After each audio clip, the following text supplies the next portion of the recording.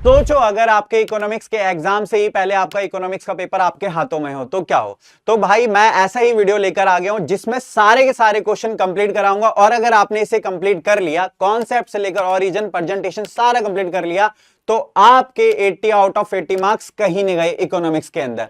तो ये क्वेश्चन मैं अपने 11 साल के अनुभव से लेकर आया हूं। तो सबसे पहले वीडियो को स्टार्ट करने से पहले मैं आपको बता दूं, बच्चों को दिक्कत आती है इंडियन इकोनॉमी के अंदर।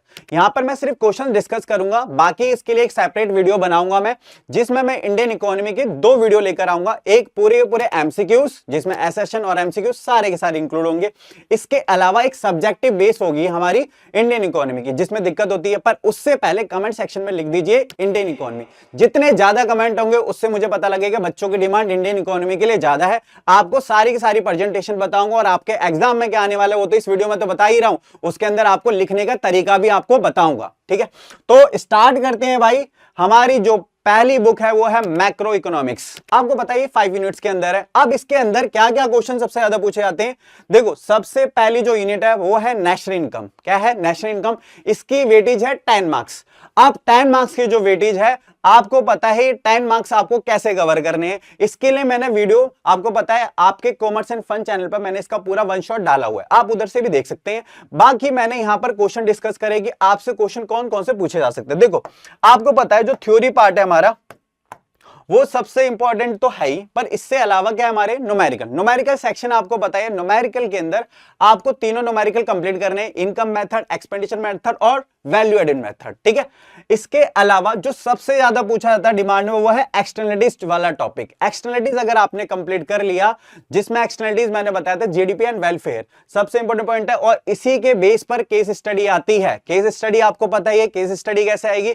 अब आपको बताएगा जीडीपी में इंपैक्ट डालेगा या वेलफेयर पर। जैसा आपको मैंने क्लास के अंदर आपको बताया इलेक्ट्रिकल व्हीकल्स की सेल बढ़ गई तो इससे क्या इंपैक्ट पड़ेगा, ये क्वेश्चन हमने डिस्कस। देखो मैंने यहां पर सिर्फ क्वेश्चन डिस्कस करने आया हूं, आंसर मैं सारी की सारी चीजें क्लियर करूंगा। ठीक है, अब इसके अलावा जीडीपी क्या होगा भाई, एक क्लियर इंडिकेटर होता है इकोनॉमिक वेलफेयर का, इससे डिफेंड और रिफ्यूट करना है। भाई सेम क्वेश्चन है, बस उसमें आपको डिफेंड या रिफ्यूट करना है। अब केस स्टडी बेस्ड जो क्वेश्चन बन जाते हैं हमारा भाई, एक है ना सर्कुलर फ्लो ऑफ इनकम, बड़ा ट्रेंडिंग क्वेश्चन बन चुका है। 2 सेक्टर मॉडल, उसमें आपको पता होगा 3 फेजेस होते हैं, तो उसी फेजेस में आपको कोई भी कंडीशन दे दी जाएगी, उसके अलावा आपको डिफेंड और रिफ्यूट करने के लिए आ सकता है। ठीक है, नेक्स्ट क्वेश्चन जो हमारा बनता है वो बनता है हमारे डिफरेंस के बीच में, तो वैल्यू एडिशन और प्लस हमारे पास क्या होगा फाइनल वैल्यू ऑफ आउटपुट। इसके अलावा आपको पता है जीबी और जीडीपी दोनों एक दूसरे के बराबर है या नहीं है, आपको बताना पड़ेगा एक्सप्लेन यस नो करके। और सबसे ट्रेंडिंग क्वेश्चन क्या बनता है हमारा, रियल जीडीपी और नॉमिनल जीडीपी। जीडीपी डिफ्लेक्टर बड़ा ही ट्रेंडिंग क्वेश्चन बन चुका है अभी तक का। अब आपको पता होगा आपका सैंपल पेपर जो अभी 2025-26 का लॉन्च किया, तो उसमें आपको एक न्यूमेरिकल दिया हुआ था, मिड टर्म का एक क्वेश्चन भी दिया हुआ था। मिड टर्म के सैंपल पेपर से बता रहा हूं, जिसमें आपसे क्वेश्चन दिया हुआ था जीडीपी डिफ्लेक्टर का, तो आपको अच्छी तरीके से कंप्लीटली कर लेना, और बाकी मैंने अपने वन शॉट में इसको अच्छी तरीके से एक्सप्लेन किया हुआ है। ठीक है, जीडीपी डिफ्लेक्टर पूरा न्यूमेरिकल डेफिनेटली आएगा, और न्यूमेरिकल के साथ आपके जो 17 क्वेश्चन होता है उसमें प्रीक्वेश्चंस होती हैं, तो आपको अच्छी तरीके से होगा कि डोमेस्टिक इनकम में इंक्लूड होगा या नहीं होगा, नेशनल इनकम में इंक्लूड होगा या नहीं होगा, फैक्टर इनकम होगी, ट्रांसफर इनकम होगी। इस तरीके से आपको उसका क्लासिफिकेशन करना आना चाहिए, यस नो प्रीक्वेश्चंस पता होनी चाहिए। ठीक है, तो आपका 10 मार्क्स का यह है पूरा पोर्शन। अगर आपने इसे कवर कर लिया तो कहीं 10 मार्क्स नहीं गए। नेक्स्ट भाई, इसमें मनी एंड बैंकिंग। मनी और बैंकिंग का जो सबसे बड़ा फैक्टर है भाई वो है हमारा फंक्शन ऑफ आरबीआई, जिसमें बैंकर टू गवर्नमेंट सबसे इंपॉर्टेंट पॉइंट है। अगर आपने इसे कवर कर लिया तो कहीं मार्क्स नहीं काटे जा सकते।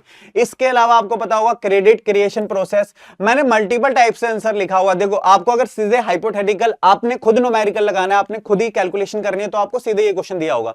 अगर उन्होंने थोड़ा सा डायनेमिक बनाया तो डायनेमिक के साथ क्या दे देंगे, वो अपनी खुद की वैल्यू देंगे। भाई एलआर की वैल्यू क्या है और प्राइमरी डिपॉजिट आपका कितना है, उसके बाद आपको कैलकुलेशन मैंने बताई हुई है। ठीक है, तो आप उसे अच्छी तरीके से कवर कर लेंगे। देन इसके बाद आपको पता है सेंट्रल बैंक के सारे रोल, जिसमें मैंने बताया था गवर्नमेंट टू बैंकर सबसे इंपॉर्टेंट है। एज अ एजेंट कैसे काम करता है, बैंकर कैसे काम करता है, एज अ एडवाइजर कैसे काम करता है, अच्छी तरीके से क्लियर करा हुआ है मैंने। इसके अलावा आपके पास क्वेश्चन ये दे दिया जाता है, आपको पूरी स्टेटमेंट दे रखी होगी, फिर उसके बाद बताना पड़ेगा। तो इसमें जो सबसे बड़ा टॉपिक रहता है, और हाँ मनी में से अगर मैं बता दूं, इसमें आरबीआई के अलावा मैंने मनी वाला नहीं लिखवाया, उसमें एसेशन रीजन वाला क्वेश्चन पूछा जाता है मनी सप्लाई से, तो उसके कंपोनेंट्स पता होने चाहिए, M1 के। ये आपकी 6 मार्क्स की यूनिट है जो आपको पूरे 6 मार्क्स दिला देगी अगर आपने इसे अच्छी तरीके से कवर कर लिया। अब देखो इसमें एमसीक्यू नहीं दिख रहे, पर इसके अंदर अगर आपने इसके मैंने बोला कॉन्सेप्ट अगर आपने कर लिया तो 1 मार्क्स भी कहीं नहीं काट सकता कोई टीचर, ठीक है। नेक्स्ट, ये सबसे ज्यादा वेटेज की एक्सरसाइज है भाई हमारे पास, डिटर्मिनेशन ऑफ इनकम और एम्प्लॉयमेंट 12 मार्क्स की। इसके अंदर जो मैं रो में अगर बात करूं, ये तो आपको पता ही है, आप जल्दी से स्क्रीनशॉट भी ले लीजिएगा। इसके अलावा जो क्वेश्चन बनता है इसके अंदर आपको न्यूमेरिकल देखने को मिलेगा, और न्यूमेरिकल एक कंजप्शन फंक्शन और सेविंग फंक्शन वाले में से ही आता है क्वेश्चन, और एमपीसी एमपीएस ये क्या होता है ये आपको क्लियरिफाई होना चाहिए, ठीक है। इसके बाद आपको पता है इसका न्यूमेरिकल, इसके बाद इन्फ्लेशनरी गैप, और इसको कैसे कैसे इसको रिजॉल्व किया जा सकता है, इन्फ्लेशनरी को कैसे कंट्रोल किया जाता है। तो आपको फिस्कल पॉलिसी भी पता होनी चाहिए और मॉनेटरी पॉलिसी, जिसमें बैंक रेट है, रेपो रेट है, एसएलआर है और सीआरआर है, वो सारी चीजें कॉन्सेप्ट क्लियर करना है, ठीक है। इसके अलावा डिफ्लेशनरी गैप, इसको भी सेम क्वेश्चन यही है, आपको अच्छी तरीके से प्रेजेंटेशन मैंने बताई हुई है जो मेरे पेड बैच के बच्चे हैं, और मैं इसी तरीके से पढ़ाता हूं भाई। अगर आपने अभी तक अगर आपको लगता है कि हमें अगर आप खुद से कर लेते हो तो अच्छी बात है, अगर नहीं कर पाते और आपको एक गाइडेंस की जरूरत है और डे टू डे गाइडेंस और टॉपिक बता सके, आप पता है इसमें आप क्या करोगे, ज्यादातर बच्चे क्या होते हैं खुद से पढ़ लेते हैं, अगर कुछ नहीं पढ़ पाते उन्हें लगता है कि भाई डंडा चाहिए, हमें डे टू डे टास्क चाहिए, तो भाई हमारा क्रैश कोर्स है सिर्फ 999 के अंदर, आप उसे परचेस कर सकते हो, और उसमें मैं आपको पूरी इकोनॉमिक्स रद्दी कर दूंगा। बचे हुए दिन है, अच्छा खासा क्वालिटी टाइम है, आप अच्छी तरीके से कवर कर सकते हो, कोई टॉपिक स्किप नहीं कराता मैं, पूरा एक पैटर्न के अकॉर्डिंग और इसी तरीके से मैं पढ़ाता हूं, ठीक है। तो नेक्स्ट है हमारा टॉपिक कौन सा, what is the investment multiplier, ठीक है। तो ये इन्वेस्टमेंट मल्टीप्लायर क्रेडिट क्रिएशन की तरह प्रोसेस है, वही आपको मैंने प्रेजेंटेशन बताई हुई है, इसमें के को फाइंड करना पड़ता है।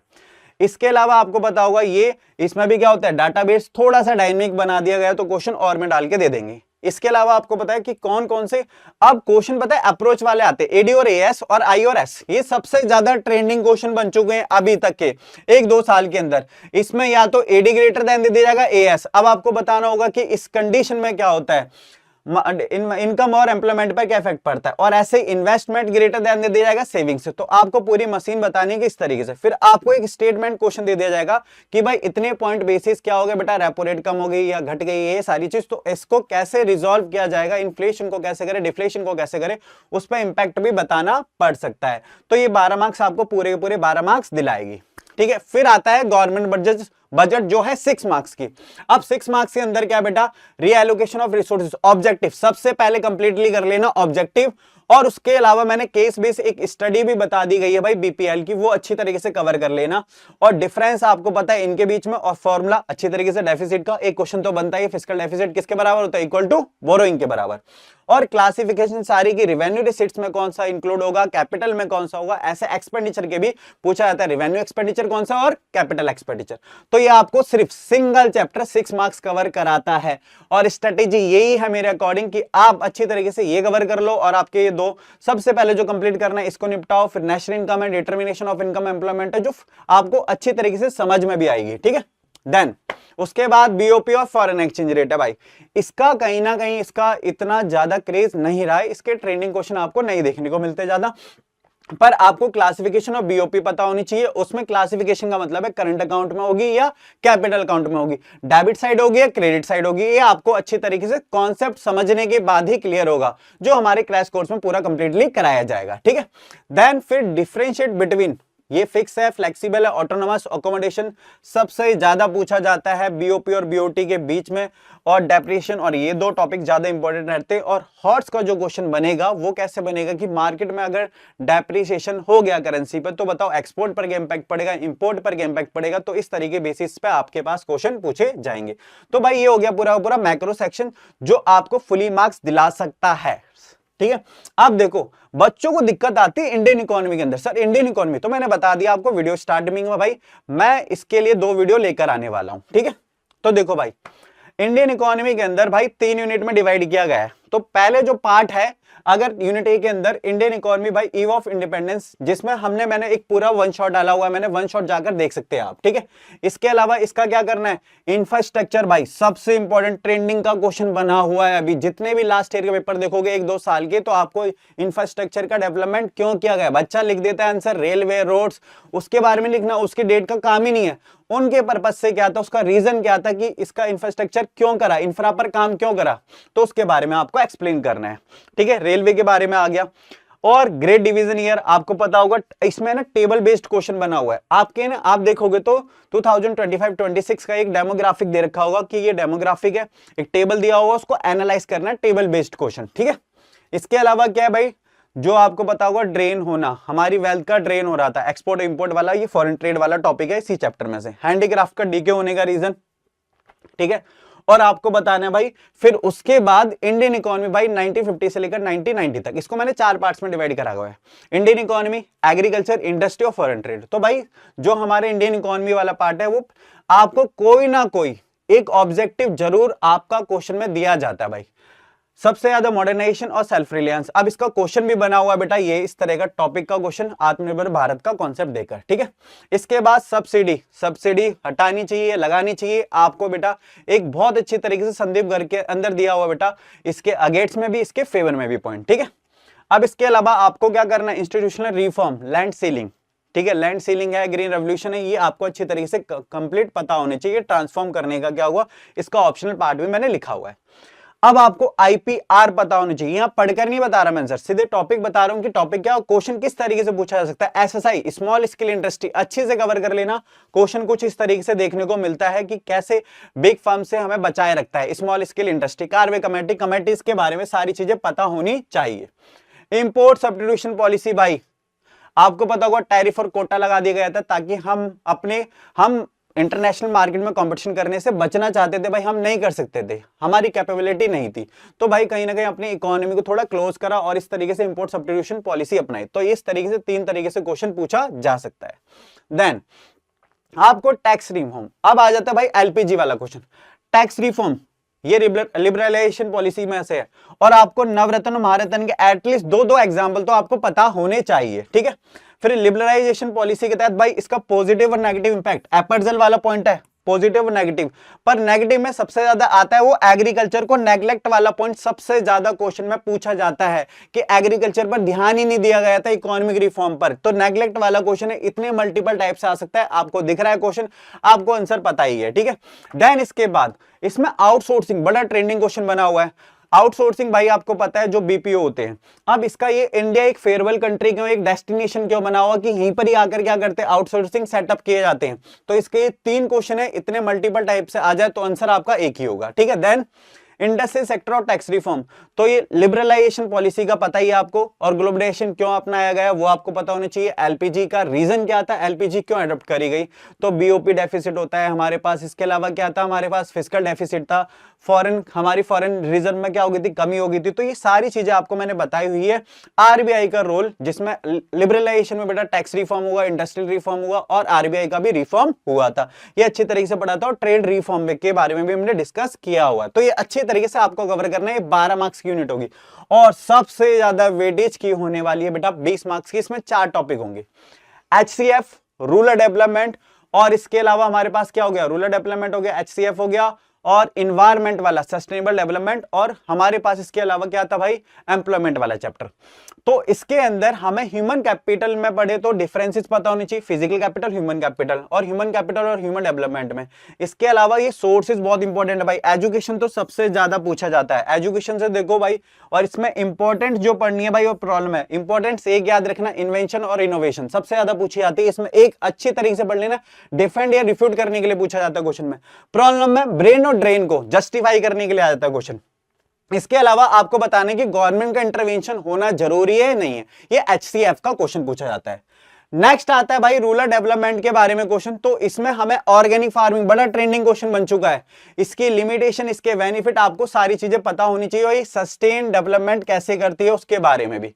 गोल्डन रेवोल्यूशन और ग्रीन रेवोल्यूशन में डिफरेंसेस पता होने चाहिए, नाबार्ड की इंपॉर्टेंस पता होनी चाहिए। इसके अलावा क्रेडिट, जो मैंने बोला था रूरल क्रेडिट के क्या क्रिटिसाइज पॉइंट है, उसको क्रिटिसाइज भी किया गया है फार्मर सेक्टर को। ठीक है, इसके अलावा एग्रीकल्चर मार्केटिंग बड़ा ट्रेंडिंग क्वेश्चन बना हुआ है, गवर्नमेंट ने क्या क्या स्टेप्स लिए वो कवर होना चाहिए आपको। डाइवर्सिफिकेशन की नीड क्यों, उससे जुड़ी हुई एलाइड एक्टिविटी, जिसमें हमने पढ़ा था white revolution, green revolution, silver revolution, blue revolution, ये सारे रेवोल्यूशन याद होने चाहिए। रोल भाई माइक्रो क्रेडिट का, सेल्फ हेल्प ग्रुप का क्या रोल है पुअर्स सेक्शन के लिए। इसके अलावा भाई आपसे पूछा जाता है एम्प्लॉयमेंट से भाई जो डिफेंड और रिफ्यूट करने के लिए फॉर्मल सेक्टर के ऊपर बड़ा क्वेश्चन आ रहा है, कैजुअलाइजेशन पर क्वेश्चन आ रहा है, और आपको टेबल बेस्ड क्वेश्चन जरूर पूछा जाता है भाई। इसमें से टेबल बेस्ड आपके सैंपल पेपर में भी दिया हुआ है, ठीक है। इसके अलावा भाई फीमेल का परसेंटेज क्यों कम है, इस बेस का टेबल बेस्ड क्वेश्चन जरूर पूछा जाता है, आपको जेंडर वाइज पूछा जाता है क्वेश्चन में, ठीक है। देन इसके बाद भाई जॉबलेस ग्रोथ वाला पॉइंट है ये, जॉबलेस ग्रोथ। तो जॉबलेस ग्रोथ ट्रेंडिंग क्वेश्चन बनाओ, थोड़ा सा स्मार्टली अगर टीचर बनाए प्री बोर्ड का एग्जाम तो जॉबलेस ग्रोथ जरूर डाल सकता है एग्जाम के अंदर, ठीक है। इसके अलावा फॉर्मल सेक्टर और इनफॉर्मल में डिफरेंस अब आपको पता है, सेल्फ एम्प्लॉयड और फिक्स में, और कैजुअलाइजेशन वाला बड़ा इंपॉर्टेंट टॉपिक है। अब इन्वायरमेंट से रिलेटेड भाई इसकी स्ट्रेटेजी पता होनी चाहिए कि सस्टेन डेवलपमेंट हम कैसे बनाए रख सकते हैं, और भाई इस पर डेफिनेशन पूरी की पूरी, ये कैपेसिटी दोनों की दोनों। अब पिक्चर बेस्ड क्वेश्चन इसी से देखने को मिल जाता है, जाता था एक योजना दे दी जाएगी, आपको बताना होगा कि क्या क्या इंपैक्ट डाल सकते हैं, ठीक है। अब लास्ट यूनिट बेटा 8 मार्क्स की कैरी करती है, 8 मार्क्स अपने में एक इंपॉर्टेंट मार्क्स है भाई, सबसे ज्यादा है। इसमें बच्चों को बड़ी दिक्कत आती है कैसे लिखे क्या करे भाई। पहले तो आपको सारे के सारे इंडिकेटर पता होनी चाहिए, टेबल बेस्ड क्वेश्चन आता है, मैंने बहुत अच्छी तरीके से टेबल को एक्सप्लेन करना भी बताया, बाकी मैं अपनी वन शॉट में तो बताऊंगा ही, ठीक है। और जो क्रैश कोर्स के साथ मैंने भाई, अभी भी क्रैश कोर्स का अच्छा खासा टाइम है आपके पास, अभी सिर्फ हमने एक यूनिट कंप्लीट करी है नेशनल इनकम, आप अभी भी ज्वाइन कर सकते हो भाई। उसके बाद आपको पूरा मैंने बोला पूरा हम क्या देंगे भाई, यूटिलाइज होगा उसका, उस बैच का बहुत बेनिफिट मिलने वाला है, ठीक है। देन भाई रीजन लिखना है आपको स्लो ग्रोथ का, उसके अलावा टेबल बेस्ड क्वेश्चन, ठीक है। और इसके बाद क्या करना है भाई, एक्सप्लेन द चाइनीज इकोनॉमी, सारी इकोनॉमी सारी की सारी, स्पेशल इकोनॉमी की जो ज्यादा पूछा जा रहा है, वन चाइल्ड नॉर्म, और भाई थोड़ा सा स्मार्ट टीचर होगा तो लिबर्टी इंडिकेटर जरूर दे रहा है क्वेश्चन के अंदर भाई। और इसके अलावा आपको पता होगा इंडिया के साथ क्या हुआ, जो सिमिलरिटी क्या है, दोनों ने मिलकर कैसे करा, और पाकिस्तान का ये मतलब री एमरजेंस पॉवर्टी होने का क्या क्या रीजन था। ये बेटा 8 मार्क्स का है, अगर आपने इन्हें कंप्लीट कर लिया तो कहीं स्कोर से रोका नहीं जा सकता, ठीक है। अगर आप इसे फॉलो करोगे तो कमेंट सेक्शन में लिख दो फॉलो।